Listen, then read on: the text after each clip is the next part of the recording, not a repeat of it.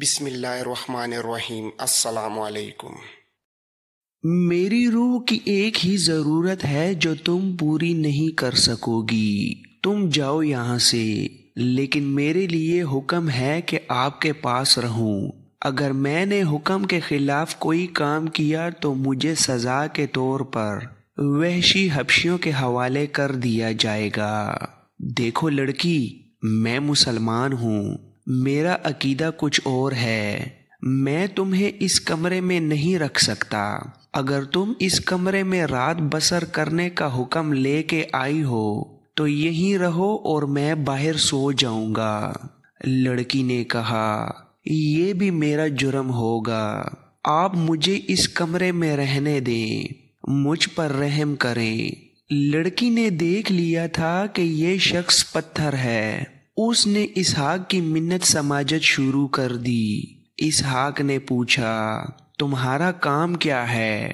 کس مقصد کے لیے تمہیں میرے پاس بھیجا گیا ہے؟ مجھے اپنا مقصد بتا دو تو اس کمرے میں رہنے دوں گا۔ لڑکی نے جواب دیا، میرا کام یہ ہے کہ آپ جیسے مردوں کو موم کر دوں۔ آپ پہلے مرد ہیں جس نے مجھے ٹھکرایا ہے۔ میں نے مذہب کے شیدائیوں کو اپنا گرویدہ بنایا اور انہیں سوڈان کے سانچے میں ڈالا ہے۔ کیا واقعی آپ نے مجھے بدصورت سمجھا ہے یا مذاق کیا ہے؟ اسحاق نے کہا، تم جسے خوشبو کہتی ہو وہ میرے لیے بدبو ہے۔ میری نظر میں تم واقعی بدصورت ہو۔ تم جہاں سونا چاہتی ہو سو جاؤ، تم بستر پر سو جاؤ، میں فرش پر سو جاؤں گا۔ پر لڑکی فرش پر لیٹ گئی۔ تمہارا نام کیا ہے لڑکی؟ عاشی نام ہے میرا۔ اور تمہارا مذہب؟ میرا کوئی مذہب نہیں۔ تمہارے ماں باپ کہاں رہتے ہیں؟ معلوم نہیں مجھے۔ اسحاق پر نیند کا غلبہ ہونے لگا اور ذرا سی دیر میں اس کے خراٹے سنائی دینے لگے۔ اس لڑکی نے کہا جس نے رات اسحاق کو اپنا نام عاشی بتایا تھا، اس شخص کے ساتھ آپ وقت ضائع کر رہے ہیں۔ اس کے سامنے سوڈانی فوج کے اعلیٰ افسر بیٹھے ہوئے تھے۔ عاشی انہیں کہہ رہی تھی، اس شخص کے اندر جذبات نام کی کوئی چیز نہیں۔ آپ جانتے ہیں کہ میں نے کیسے کیسے پتھر موم کیے ہیں، مگر اس جیسا کوئی نہیں دیکھا۔ ایک افسر نے کہا، معلوم ہوتا ہے تم نے کوئی کوتاہی کی ہوگی۔ لڑکی نے پوری تفصیل سنائی کہ اس نے اسحاق کو کیسے کیسے طریقوں سے اپنے جال میں پھنسانے کی کوشش کی، مگر وہ ہنس پڑتا تھا یا اسے خاموشی سے دیکھتا رہتا تھا اور ذرا دیر بعد سو جاتا تھا۔ 4-5 دن سوڈانی حکام اسحاق کو اپنی بات پر لانے کی کوشش کرتے رہے۔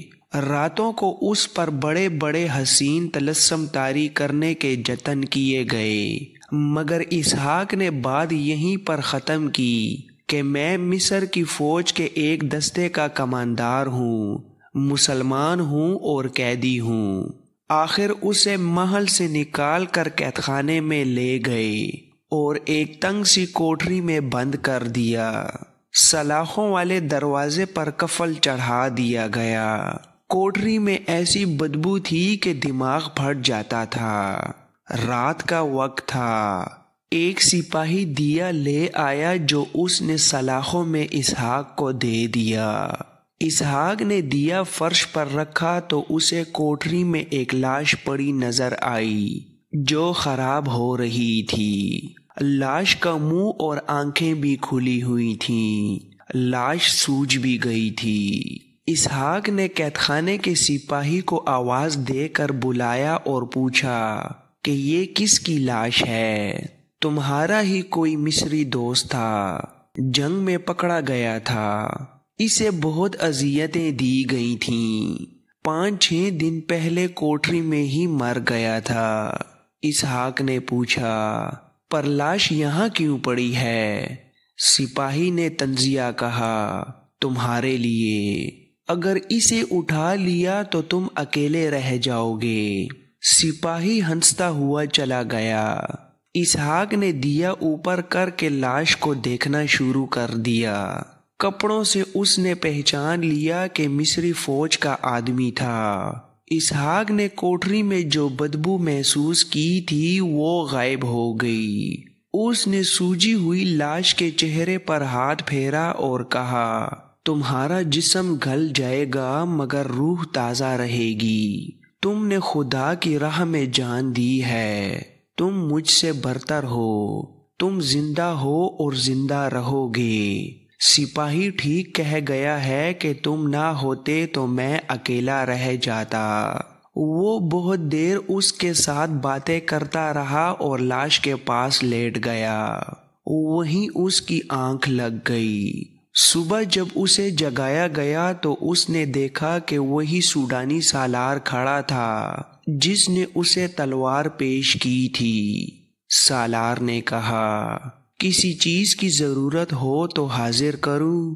इसहाक ने कहा, मैंने तुम्हारे लहजे को पहचान लिया है। मैं हारा हुआ हूँ। तुम मुझे ताना दे सकते हो। अगर तुम वाकई मेरी कोई जरूरत पूरी करना चाहते हो तो मैदाने जंग से तुम्हें मिस्र के परचम भी मिले होंगे। एक परचम ला दो। मैं इस लाश पर डालना चाहता हूँ। सालार ने कहा लगा कर कहा, क्या तुम्हारे परचम को हमने सीने से लगा रखा होगा? हमने मिस्र के किसी झंडे को हाथ लगाना भी गवारा नहीं किया।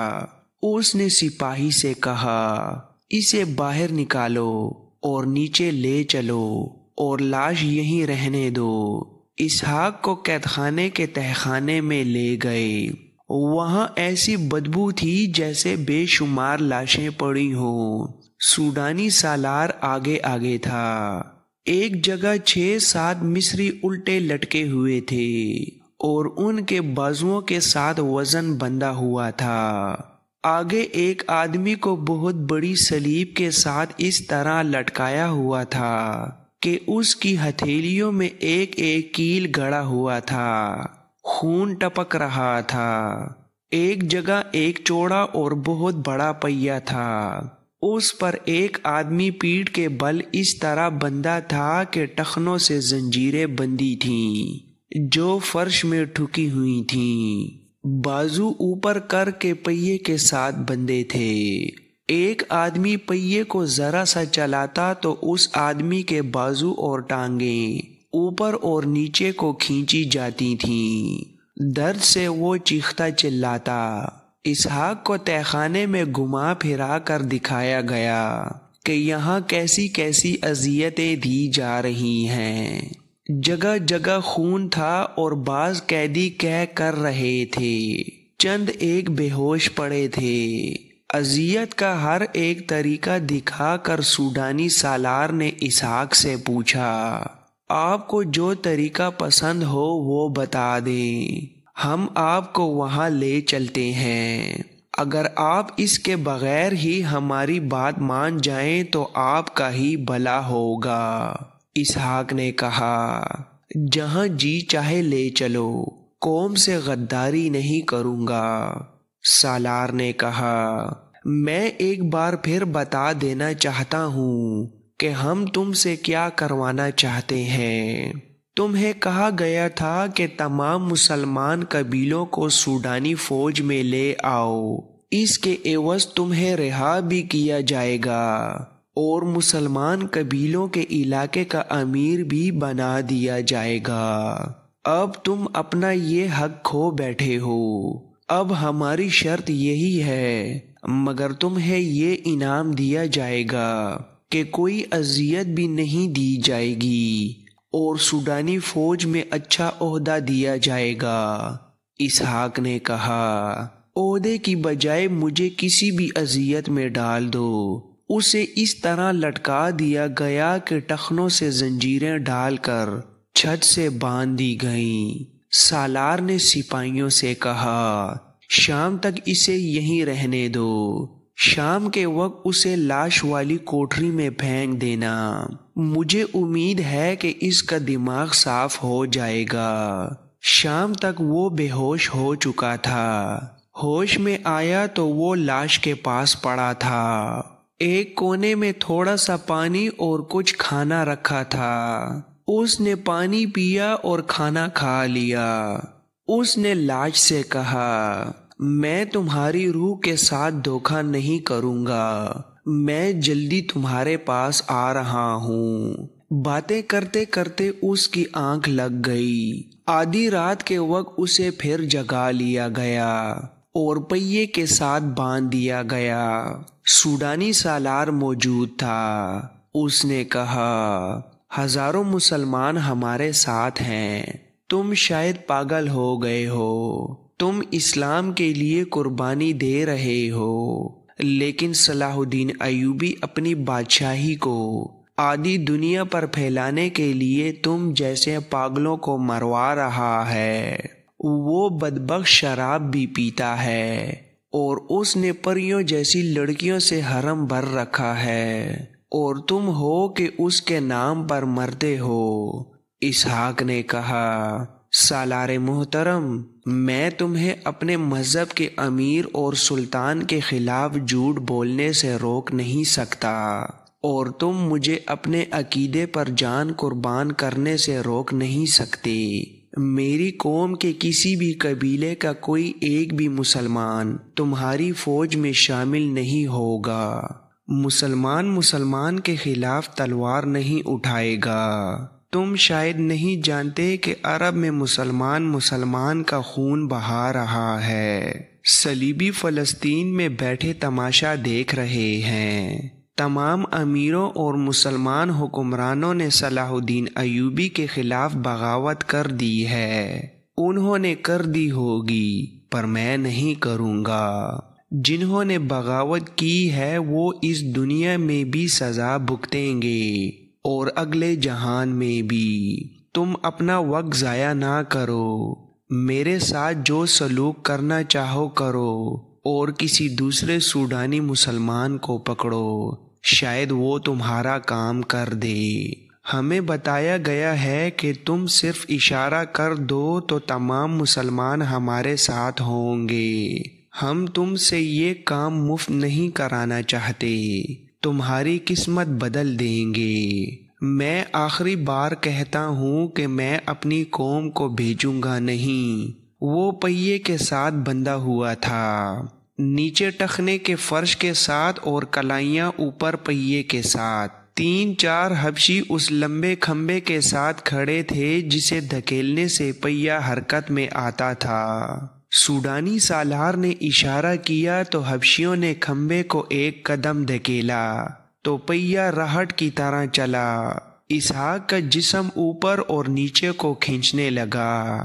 اس کے بازو کندھوں اور ٹانگوں کولہوں سے الگ ہونے لگیں۔ اس کے جسم سے پسینہ اس طرح پھوٹا جیسے کسی نے اس پر پانی انڈیل دیا ہو۔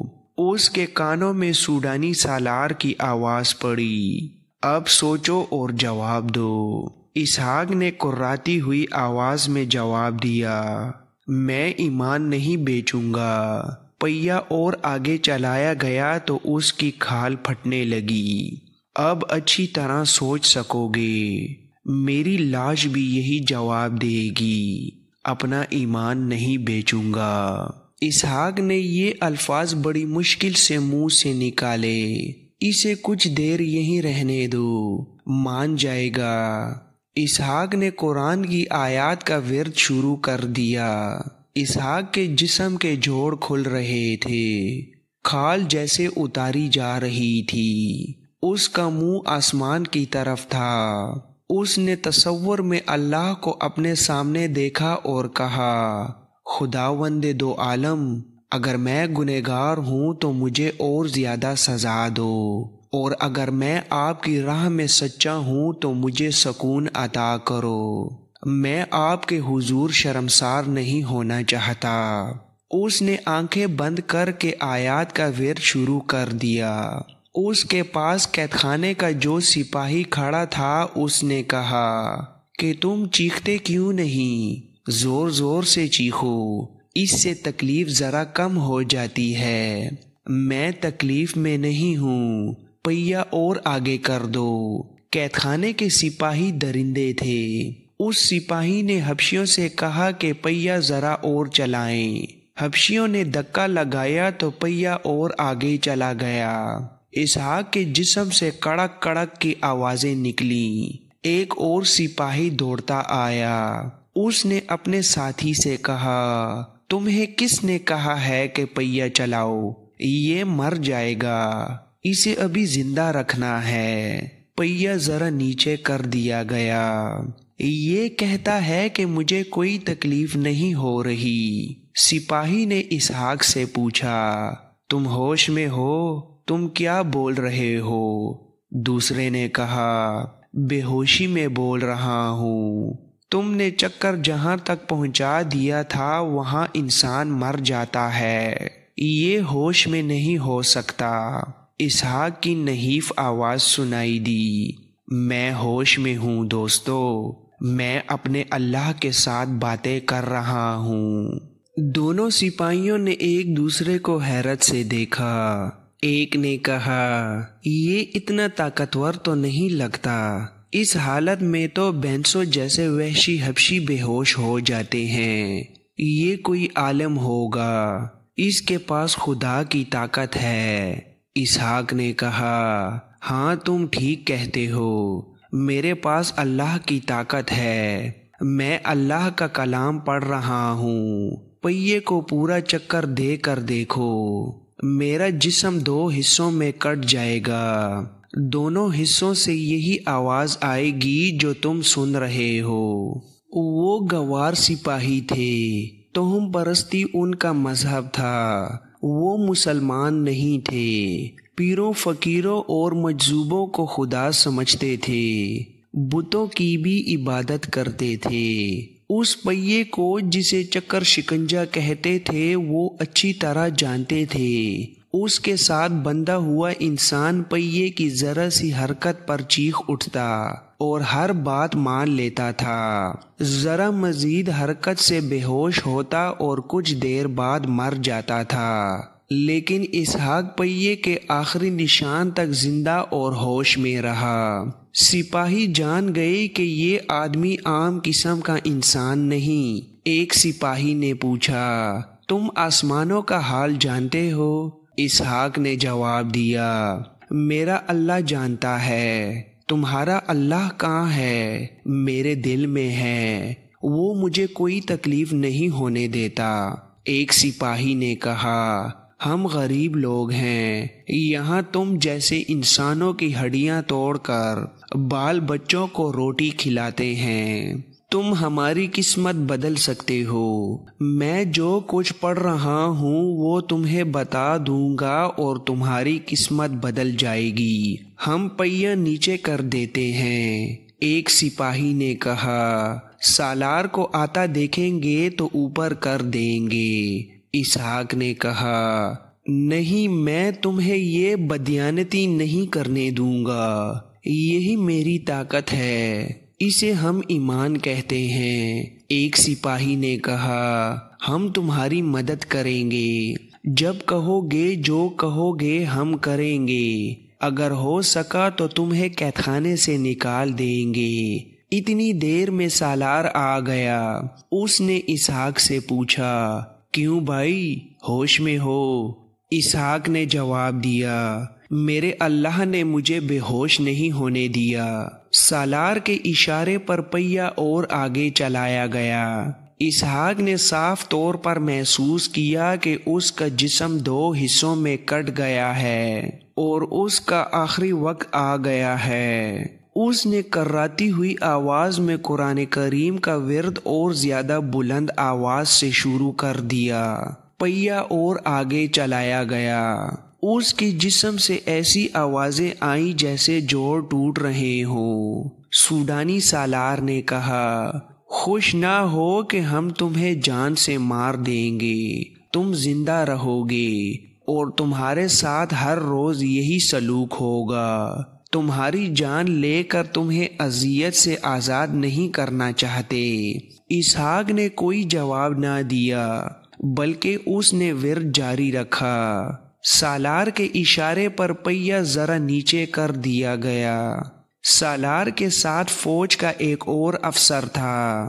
سالار اسے الگ لے گیا اور کہا، بہت سخت جان معلوم ہوتا ہے، اتنی دیر میں یہ بے ہوش بھی نہیں ہوا، ہم نے زیادتی کی تو مر جائے گا، اسے ابھی زندہ رکھنا ہے۔ میں نے ایک اور طریقہ سوچا ہے، معلوم ہوا ہے کہ اس کی ایک بیٹی کی عمر 14-15 سال ہے اور اس کی بیوی بھی ہے، ان دونوں کو یہ دھوکہ دے کر یہاں بلایا جائے کہ یہ شخص قید خانے میں ہے اور مر رہا ہے، تمہیں اجازت دی جاتی ہے کہ اسے دیکھ جاؤ، اور اگر یہ مر گیا تو اس کی لاش لے جاؤ۔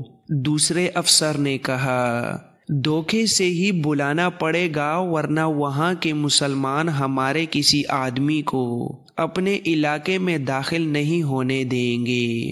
سالار نے کہا، ان دونوں کو بلا کر اس کے سامنے ننگا کر کے کھڑا کر دیں گے، پھر اسے کہیں گے کہ ہماری شرط مان لو، ورنہ تمہاری کمسن بیٹی اور بیوی کو تمہارے سامنے بے آبرو کیا جائے گا۔